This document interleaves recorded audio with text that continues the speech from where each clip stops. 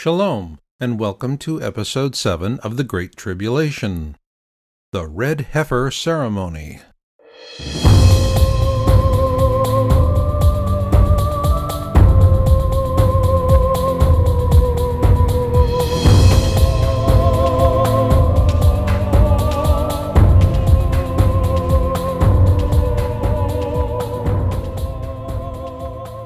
I'm your host, Marshall Masters, publisher of Jesus and the Third Temple, and this 13-part series is made possible by Your Own World Books and features author Robert Ryland. And now we begin with the first part of Episode 7, the Red Heifer Ceremony.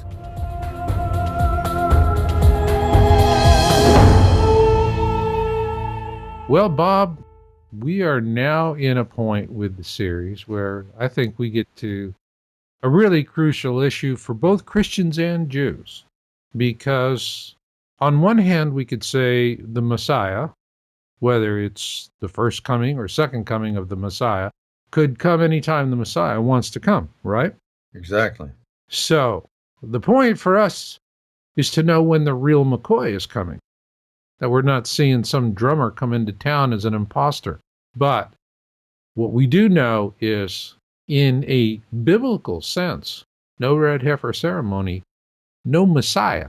I don't care if you're talking Jewish Messiah or Christian Messiah, no red heifer, no Messiah. Correct? That's because it has to fit into the entire scenario.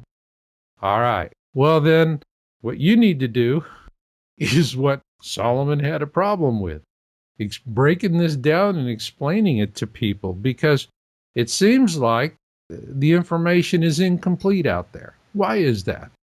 The reason Solomon couldn't decipher it was because he didn't know the gospel. He was the 23rd removed great-great-grandfather of Messiah. Mm-hmm. No way he could have known those details to put together the whole problem. Ah, okay. So he was missing some information. Oh, lots. But then you have come across this information. Certainly. Now it's easy. Okay. Well, how easy is it? Well, if you inspect the law and the Talmud for what they call para, which means the cow, and if you look at at Scripture, Numbers 19, and if you look at the Gospel, and you know the fact that Yeshua Bar Yosef gave his blood to purify all other people, it fits with the story of the red heifer. Okay.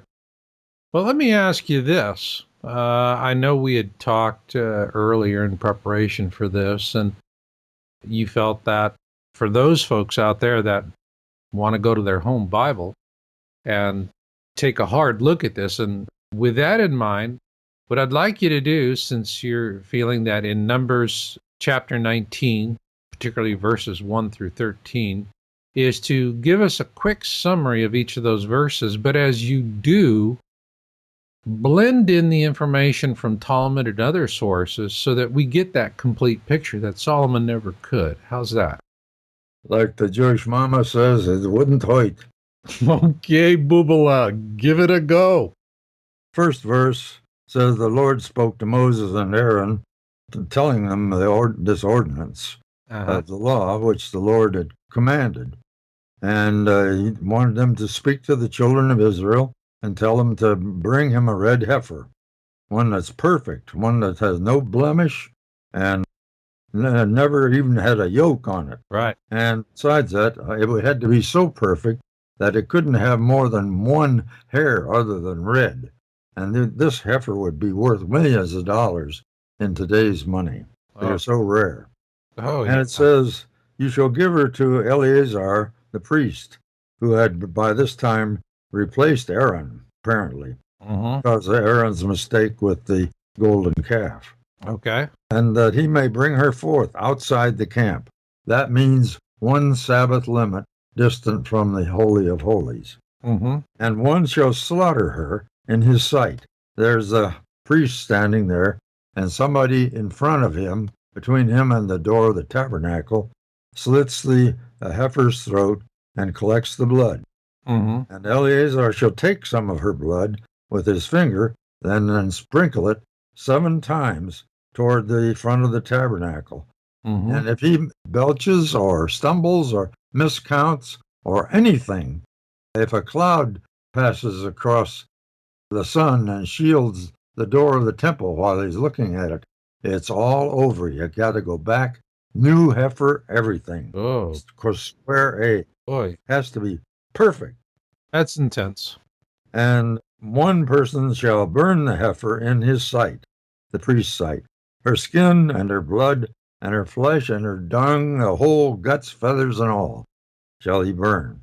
And the priest then takes cedar wood and hyssop.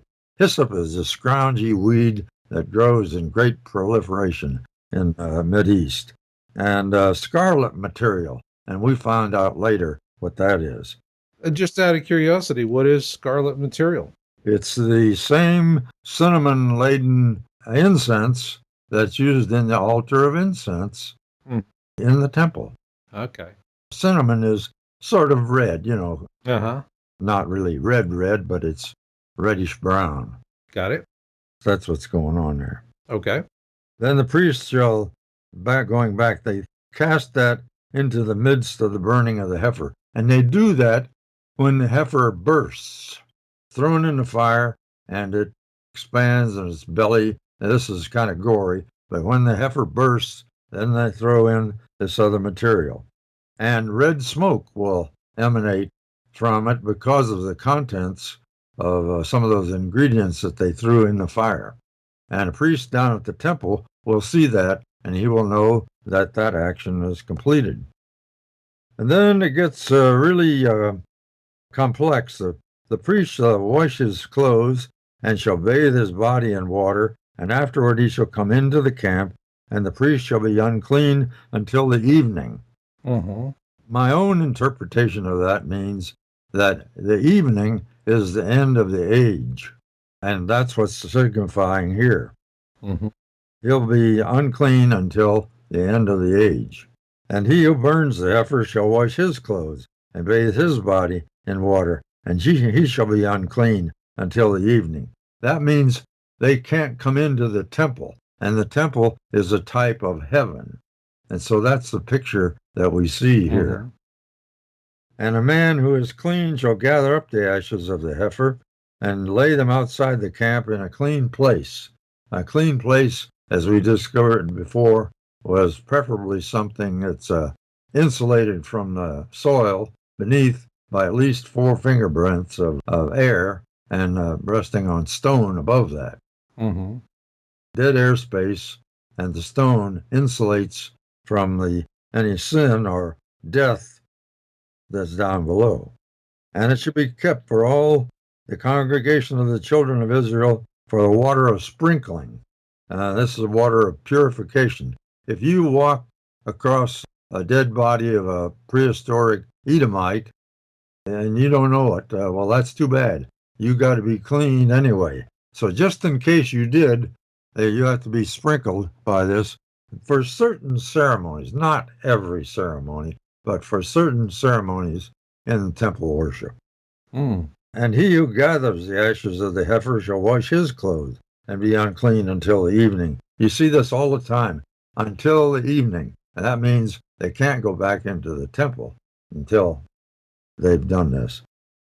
And the children of Israel and the proselytes who sojourn among them, this shall be a statute forever.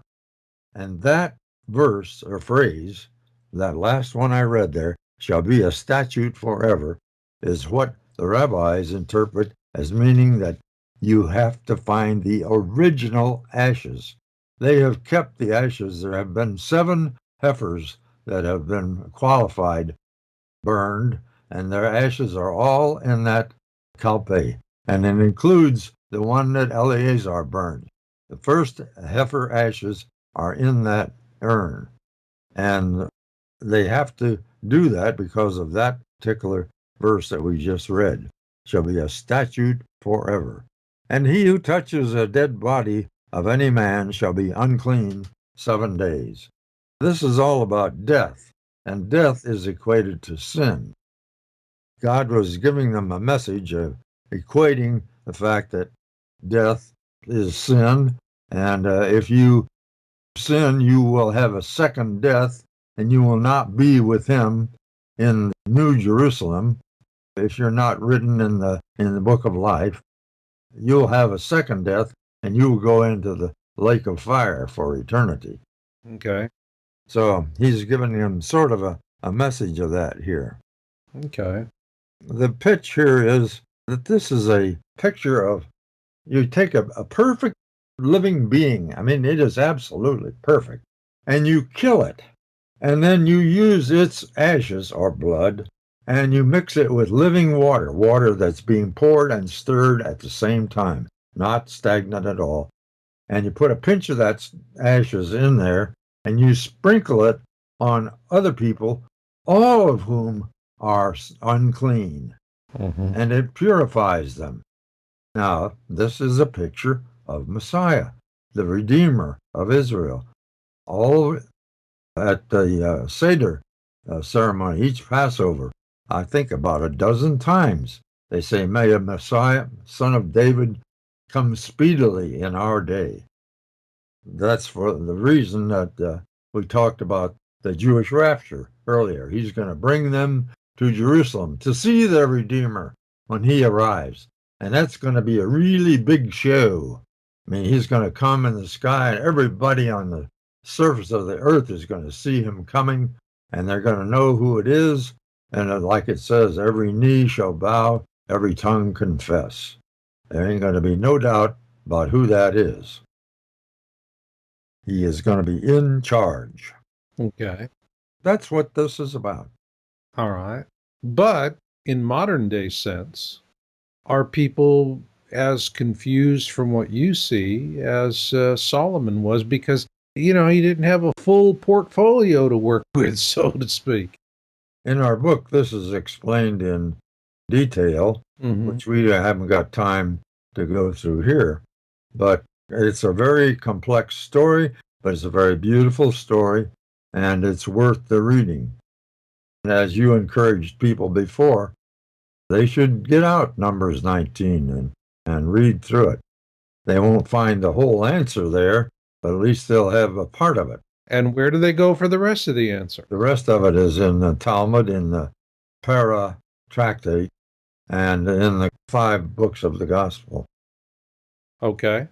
Well, in that event, when we come back in the next segment, I really want to dive into the meaning of all this and the value of a perfect heifer, not in the historical sense as you've just described it, but in the future sense, because events in the Middle East are moving along at let's just say a very disquieting pace. Predictions are coming to pass. And so let's put this in the context of the future, because we know we've got to understand it. I'm glad you mentioned that, because the Battle of Gog and Magog, remember we talked about that earlier, Right. Only 1/6 of that invading army of perhaps hundreds of thousands of soldiers, only 1/6 of them are going to survive. And it says in in Ezekiel, that it will take the Israelis 7 months to bury the dead. And by this time, they are observing the law, and they're going to have a whole lot of ashes. Wow. To keep themselves pure after touching all these dead Russians and Arabs. Let's get into this a lot deeper in the next segment. Okie doke? Okay.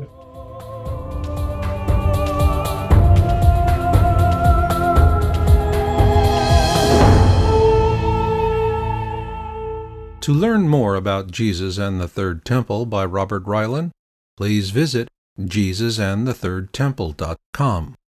And now we continue with the second part of Episode 7, The Red Heifer Ceremony.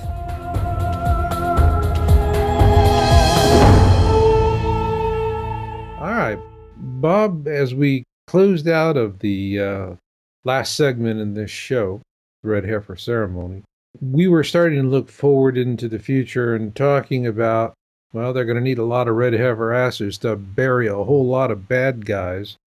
So I know you cover this in great length in the book, but I'd like for you to just paint the big picture for this. I mean, what's the meaning of it all? What's the value of having a perfect heifer? And I think what is most important for everyone, what is coming next? Okay? Yes, the next thing that's coming is the rapture, or taking up of Christian believers to be with Messiah. And then, sometime later, temple worship will be resumed. The Antichrist is going to make a 7-year covenant to protect Israel from their hostile neighbors. And he is at that time going to permit them to resume temple worship somewhere. We don't know whether it's on the Temple Mount. It could be anywhere in Israel as far as that goes. Okay. But that is going to be the first thing that happens. And when that happens, they will have to have purification of all of the temple buildings, the robes that the priests wear, the laver, everything in the temple worship has to be purified by those ashes. As we said, it contains even the original ashes that Eleazar sacrificed. So that was hidden in Kidron, in the Qumran Valley. And we believe that Vendel Jones recovered it, although they're not talking about it. They don't want anybody to know that they have them because they're so important and so valuable. Isn't the red heifer mentioned in the Quran? Yes, the first book in the Quran is the cow, and they're a little bit mixed up on the color. They call it kind of an amber color, but they know about the red heifer. They believe that whoever has the red heifer ashes will rule the world. They've read the Bible. Okay. They know about the Jews. Okay. More than some of the Jews know. So basically, all they got to do is steal the ashes, and they get the mojo. Oh, well, it wouldn't be any good to them. Why would the ashes be of no use to them? If a Gentile were to even touch the kalau, the urn, the ashes would be worthless. They would be disqualified. So it can only be a Jew. Right. A clean Jew. Like when they came back from Babylon, I don't remember if we talked about this before, but it wouldn't hurt to review it. When they came back from Babylon, nobody was clean. The Babylonians didn't have much patience for Jewish burial practices, and they didn't have the ashes with them. They didn't have a temple or anything like that. And so when they got back, they said, oh, what'll we do? And somebody came up with the idea, we'll have to raise children who are clean, raise them and bring them up in a place where they cannot be defiled by unclean soil underneath. And they found a place that was a stone cavity, and they built houses or shacks on top of that, and it was insulated from the soil underneath. There was a dead air space on the stone cavity.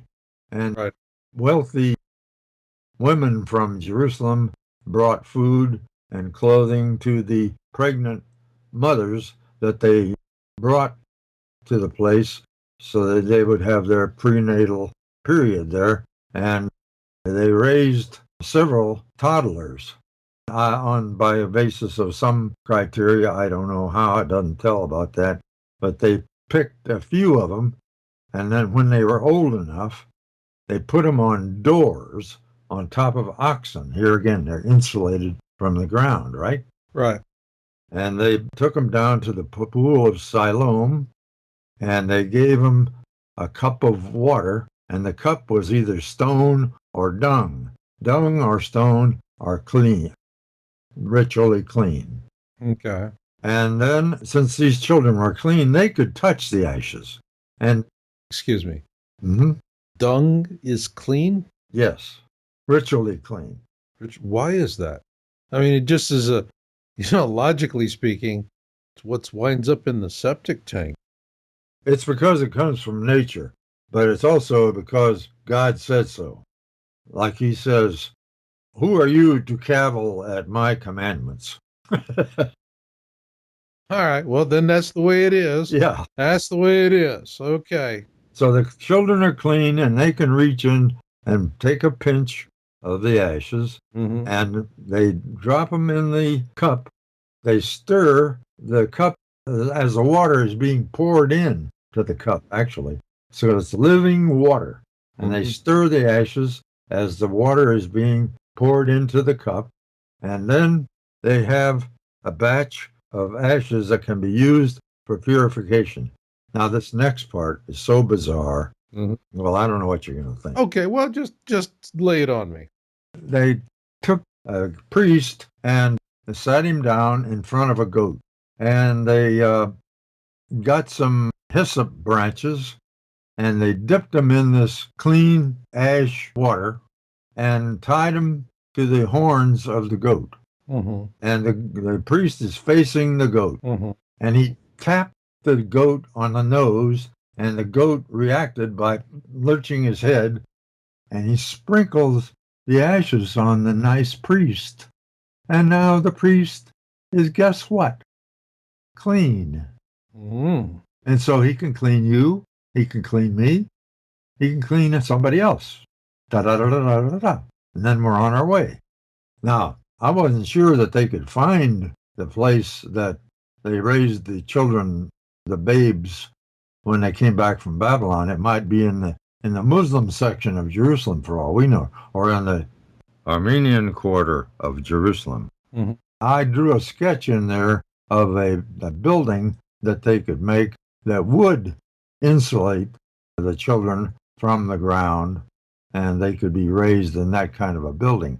And I wouldn't be too surprised if in the Mea Sharim section of Jerusalem there is something similar structure for this purpose, because they know they're going to need those ashes, and they know they're going to resume sacrifices when the Antichrist, or who the man in Daniel, makes that 7-year covenant. They've read the Tanakh. All right. And they want to be ready. They want to be ready. So then take us through the sequences of what we could possibly see being reported in the news in the coming months or years. What kind of news reports are you looking for to know that the red heifer ceremony, they've got a red heifer and the ceremony's been done? What are you looking for? I'm not looking for it because I'm sure that they're going to keep it secret until they get ready to use it. Okay. I don't expect to be here when that occurs, but they will probably march around the city and have a big celebration, much to the consternation of the Muslims. When that fellow makes that 7-year covenant with Israel, that's going to be headlines like you wouldn't believe. Here he promises to protect Israel from Egypt, Iraq, Iran, Syria, etc., etc., etc. And wait a minute. How's he going to do that? Who does he think he is? That's what the Russians and these nations that I just mentioned, that's what they're going to say. And Israel will be lulled into a feeling of security. In Ezekiel's prophecy, it says Gog and Magog will say, let us go to the unwalled villages and take a spoil. Well, the unwalled villages are a euphemism for Israelis thinking that they are secure. They've been lulled into complacency. They don't have to watch out for themselves anymore. It's hard for me to believe that they would fall for something like this, but that's what it says in the prophet Ezekiel. One thing about Ezekiel, his prophecies are in chronological order. The last prophecy, Ezekiel was fulfilled was on May 20th, 1948, when Israel became a nation. And Israel said, "And you will never again cease to be one nation." Some people should read that. Then, so the next prophecy is Ezekiel 38 and 39, and that is the battle of Gog and Magog. And the rabbis in Talmud make no bones about it, that is the people whom we call Russia now. They lived north of the Black Sea, called the Scythians, and they were the most feared people in the whole known region at the time. They were just absolutely ruthless. Yes. That's the people they know are going to make this invasion. Yeah, I know. I mean, it's a tough life. You ask Russians, very brutal country. It used to be where Yes. if you bought a piece of land, you owned the souls on that land. You remember how the Nazis were so fearful when the Russians, they wanted to surrender to the Americans or the British. Yep.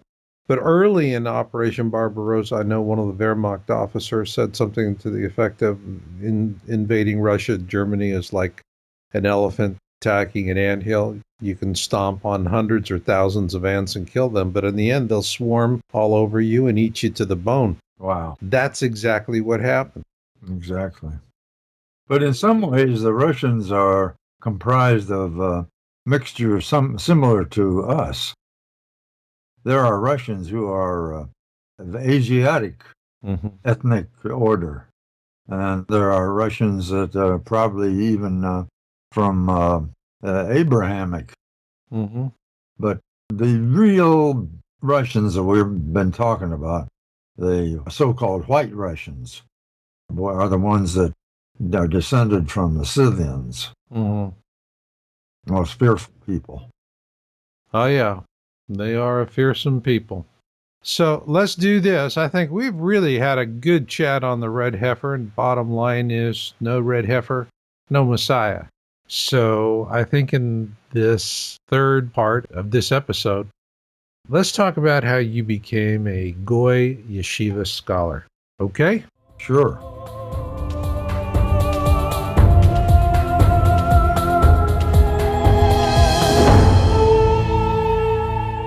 To learn more about Jesus and the Third Temple by Robert Ryland, please visit JesusandTheThirdTemple.com.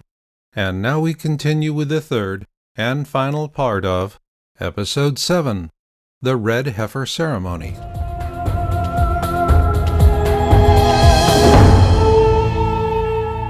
Well, Bob, in this third segment of the Red Heifer Ceremony, I'd really like to take a little time to do some preparatory work for the next episode in the series, which is called The Jewish Rapture. And I'm sure people are saying, "Say what?" And they're wondering about that. I think that's a unique term. I got a say what question for you. How did you become a Goy Yeshiva scholar? I was a follower and supporter of a TV evangelist and an author of books on biblical prophecy. And he was going to speak at Messianic Synagogue, which I had never heard of before. I never knew of such a thing. And it was a Temple Aron Kodesh in Lauderhill. And it was claimed to be the largest congregation of Messianic synagogues in the United States at that time. By the way, when was this? Probably about the 70s, early 70s. Okay. Well, we sat there. It was a very humble building, an old medical building, dentists and doctors. Ah, the smell of Novocaine. It was very, very humble and full of activity, and men wore yarmulkes and talits, and I was never welcomed into any Christian church the way I was welcomed there, and I was a complete stranger, but they really gave us the red carpet treatment. They'd never seen us or heard of us before. But anyway, I got in there and we got a seat, and I looked over to my right, and in the front row was seated a gentleman with a big black beard and a big black hat and black glasses and a black coat. And I said, my goodness, that must be a rabbi. Mm-hmm. 'Cause I knew what rabbis looked like. And they first did the candle lighting because this was a Shabbat service. They brought the Torah out of the ark, and then they started the teaching portion of the thing. And the first thing they did was introduce this gentleman whose name was Rachmiel Friedland. Mm-hmm. And he gave his testimony about how he had become a Messianic Jew. He was in Poland in World War II, Mm-hmm. and he was about 14 years old when the Nazis came through, and a Christian family hid him in their cellar. What's he going to do while he's down there? Well, they gave him a Bible and maybe a few other books, and that's all he had for entertainment. Mm-hmm. And he was down there from 1940 until probably 1944 or 45. Mm-hmm. And when he read the Bible, he came to Daniel chapter 9, verse 24 through 27. And he said, my goodness, God's not a liar. According to this prophecy says that Messiah was already here. And he was really disturbed about this. And so a couple of years later, the war was over, and he came up out of the cellar, and one of the first things he did was go and find a rabbi. And he confronted him with this question. And the rabbi said, oh, well, that was about King Herod Agrippa. He lost his life, and that's what that was referring to. Well, Rachmiel Friedland didn't buy that story at all, because it didn't fit what Daniel had said. So he remained in Europe a very short time and emigrated to the United States and began this movement because he was really excited about what he had found. Mm-hmm. My goodness sakes, unless God is a liar, this happened and we missed it. And so he started this Messianic Jewish movement. And these Messianic synagogues are comprised usually, all of them that I've been to anyway, of about 50% evangelical Zionists like myself, Mm-hmm. and Messianic Jewish believers. And they dance and sing and I mean, their ceremony, you never saw real Christian joy until you've been to one of their Shabbat services, I'll tell you. Mm. He went on to tell how he had started this movement and how it had grown. And in fact, it has grown to the fact that it's pretty big in Israel right now. Mm-hmm. And there are some other Messianic Jewish movements, of which Jews for Jesus is not one. Now, Jews for Jesus is a very controversial organization, and I don't know much about it, and I'm not going to go into it. But this Messianic Jewish synagogue thing is almost like going to the first century church, because we so often forget that the first Christians were Jews. Now, the first Christians, those Jewish Christians, did not worship with Gentiles at first. Mm-hmm. That came along later after Paul and a few others started ministering to Gentile communities. They act just as Jewish or more Jewish than a lot of Jewish people I've seen. They are very proud of their Judaism, and they worship like I've never seen before. The rabbi was an insurance man, Mm-hmm. and he put out notes for the lesson he was going to teach, which was going to take 2 hours, and it was about 6 pages, single-spaced, on legal paper. Whoa, that's big. And he proceeded to teach about the gospel and connecting it with their Judaic practices. And he gave a wonderful talk. I was never bored during the whole thing. My eyes didn't blink, and I was kind of a long drive from home, too. Mm-hmm. But it was a wonderful experience. But I was blessed and greatly moved by Rachmiel Friedland, his testimony. And after the thing was over, I went out, and there were some of his tracts laying there on a little table, and kind of caught my eye. Talmud and Christianity. Oh, well, maybe that's interesting. I don't know anything about Talmud. And so I picked up these tracts and I started reading them. And I found out that, holy mackerel, told about these signs in the temple that disappeared during the 40 years before the temple was destroyed. And it showed exactly where they occurred in the Talmud. And so I went down to my local Temple Israel library. They have one of the finest Judaica libraries in Florida, actually. Mm-hmm. The ladies there became very protective of me. Adele Sales and Elsie Leviton were the librarians. They are no longer there, however. I think they finally shut down the library. It's a shame. That's a shame.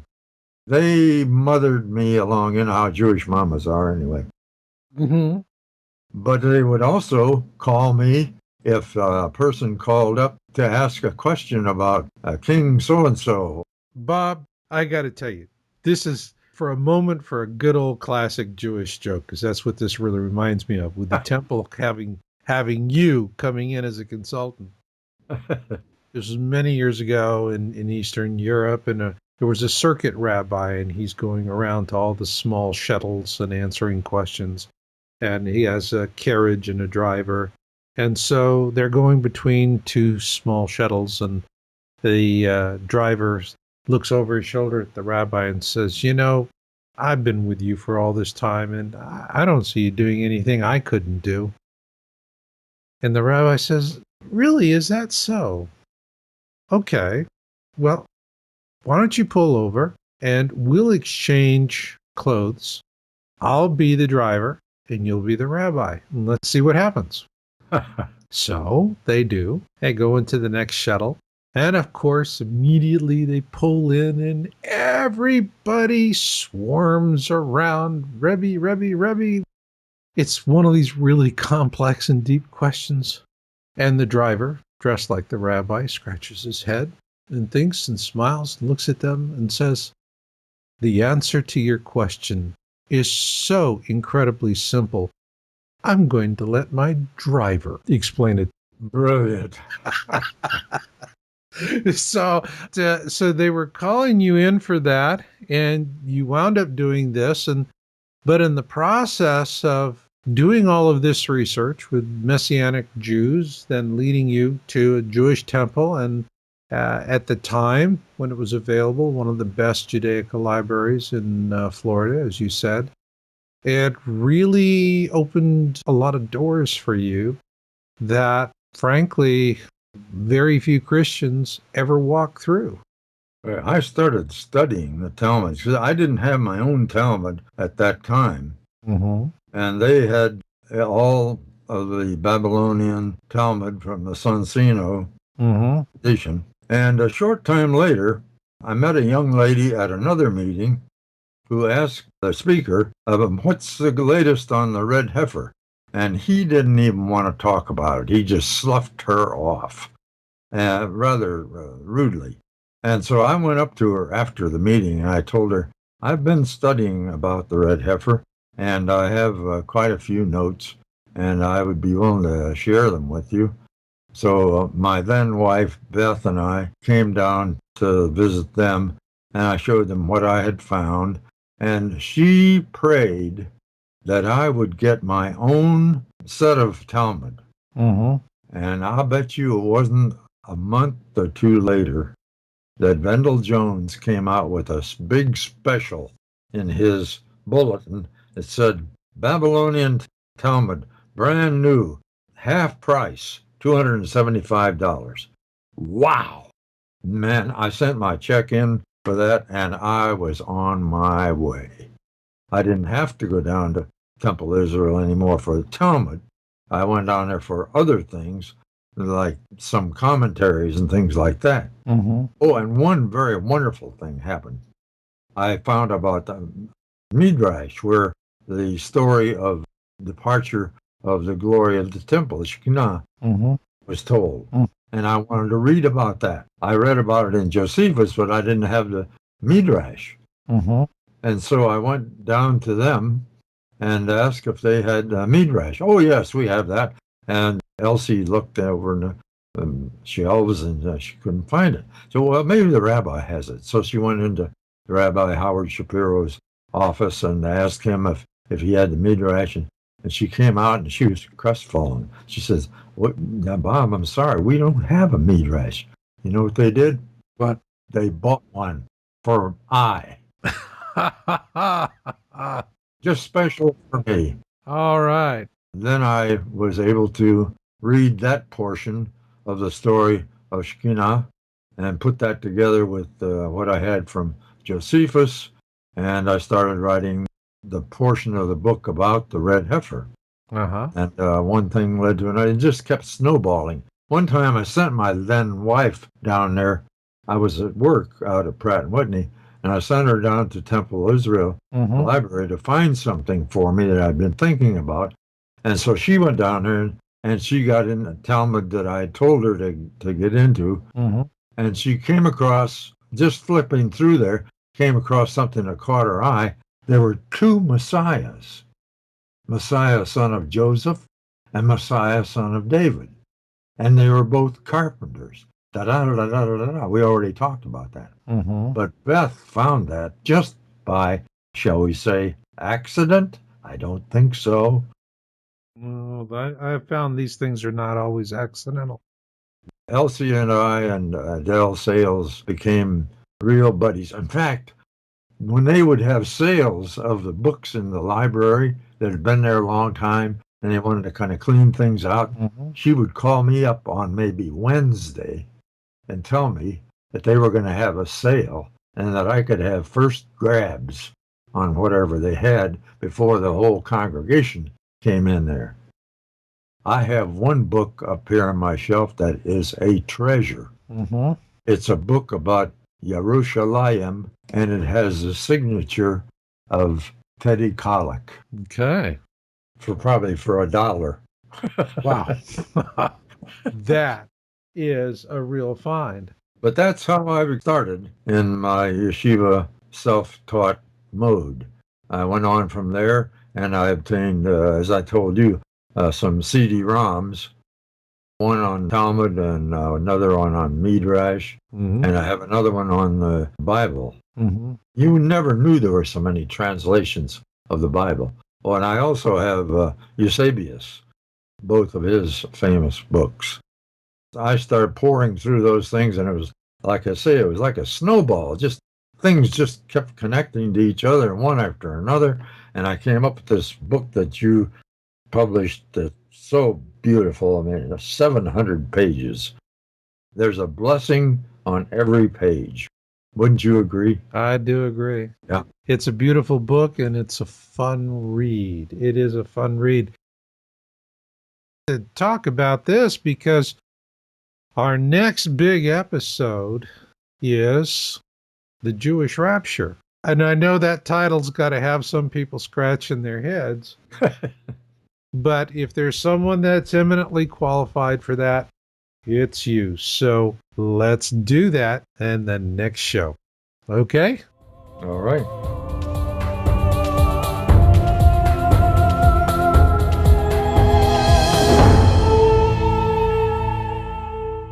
This concludes Episode 7, The Red Heifer Ceremony.